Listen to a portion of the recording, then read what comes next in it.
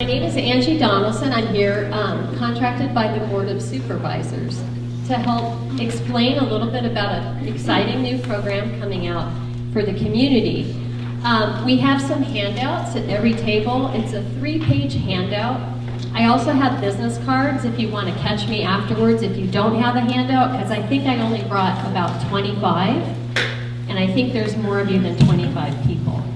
So I'll explain a little bit about this program and then offer it up for questions, because I know usually people have questions about programs like this that roll out that are new. So the County Board of Supervisors has $9 million in pandemic funding. This is from the U.S. Department of Treasury that came out in 2021. And they have decided that they would like to allocate $1.5 million for the nonprofit community and for the small business community in Santa Cruz County, which is very exciting because if you look at other counties nationally of this size, there's very few that are doing this. Many of them are keeping the money internally for infrastructure needs and so forth. But your Board of Supervisors has chosen to get it out to the community. So it's very exciting. So we've designed a program, and it's on the fact sheet that I handed out. We're calling it a financial asset building program because it integrates both the nonprofit services that you have in your community and builds on those. And it also offers supports to emerging business owners, artists, entrepreneurs, and especially those who did not get a lot of the funding through the SBA programs that were offered during the pandemic. Those programs were offered to businesses that had been in existence for quite some time or had the capacity to apply for those funds. And I know Olivia worked a lot with some of those businesses, but some of them just didn't qualify. So the Board of Supervisors would like to get funding out to those more vulnerable entrepreneurs and businesses and try to help jumpstart some more economic activity in Santa Cruz County as a result. So I want to define my terms because I think that's always helpful. So what do we mean by financial asset building to begin with? And there's information on your brochure, there's information on some websites I'm going to also reference, but really what it refers to is supports. So those are like services that nonprofits offer to help businesses in the community and individuals who may be unemployed or underemployed. How do we help them build wealth? So one of the things we heard just now from the Superintendent of Schools office is childcare is a means of helping people build wealth, because without childcare supports, you simply don't have enough income to do that.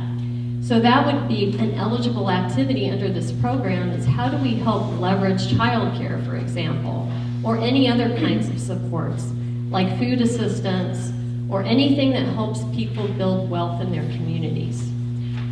So this is great that I got to hear this presentation today because it fits right in with this program. So that would be an example of supports for financial asset building. Another one is loans, actual money in the hands of the business community. And the way we would like to structure this is forgivable loans. So if you have a loan and you are able to go use your resources to go get additional training, to go get a business certification, for example, anything that will help you upskill your own opportunities that you have as a business or an employer for your employees or an entrepreneur, like learning QuickBooks training or any kind of things in the community, we'll forgive that loan as long as we prove that you are able to complete that course and that training. So in that sense, it helps businesses upskill their own training and opportunities and skill sets, and then they can get that loan forgiven. Something very exciting, I'm going to refer to the Superintendent of Schools office again, is in terms of forgiving those loans, we're going to deploy student teams. I'm working with Chris and Mr. Velasquez so that the services they have through youth that they currently have and are developing. So student teams that can go out and serve businesses with business skills supports, with digital internships that are being launched this summer.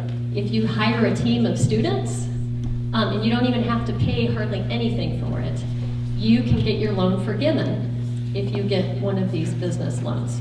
So we're trying to leverage existing supports in the community that are available through the Workforce Development Office, through your Superintendent of Schools office, and through the nonprofit community.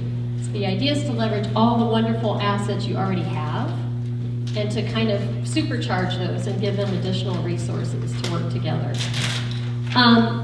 So asset building refers not just so much to poverty reduction, but really about helping people build assets down the road so they can get out of asset poverty. And asset poverty is defined as people who don't have 3 months of income to meet their basic living expenses. If you look nationally at those numbers, 25% of people in the country live in asset poverty. That's about double the rate of poverty. So it's one of the structural one of the structural problems that people have getting out of poverty is how do I help meet those financial income and asset building needs to get me out of poverty. So this is really trying to address some of those, and it builds upon 30 years of research that shows they're effective in helping individuals and communities develop good strategies for combating poverty. So as I mentioned, the program has 2 parts. The fact sheet explains it. The first part is there are grants out right now as of just last week to the nonprofit community. Those are advertised on the Community Foundation for Southern Arizona webpage. And those grants are $25,000 to $45,000 for nonprofits for operating revenue.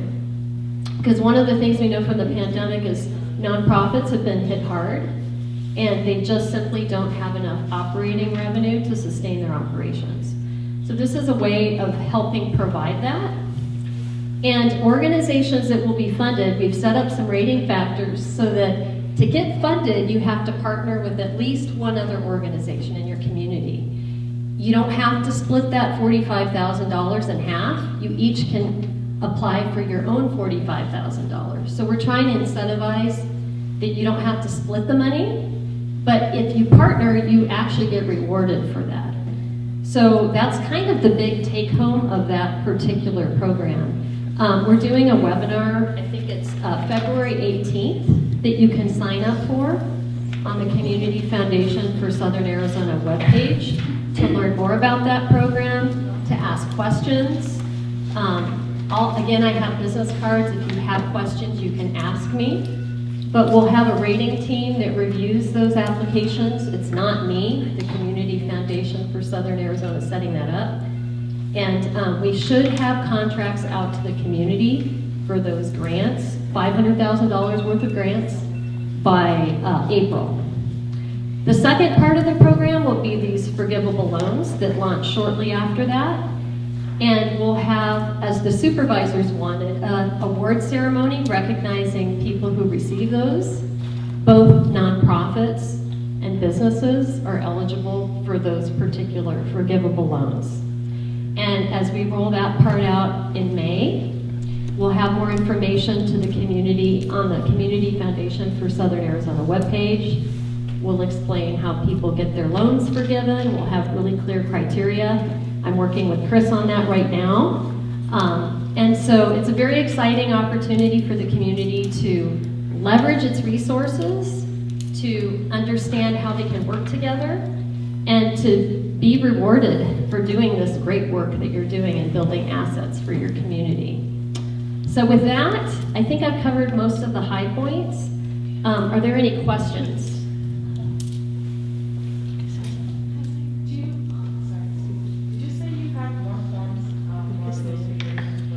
I think there may be a few extra forms floating around. There is a web page. Hold on, I gotta look at my notes here. And I'll give you the web page for that. There's 2 ways to access that. So the Santa Cruz County Board of Supervisors on their web page has a public information, their press releases. If you just Google Santa Cruz County, Arizona press release. Transmitiendo nuestra comunidad al mundo.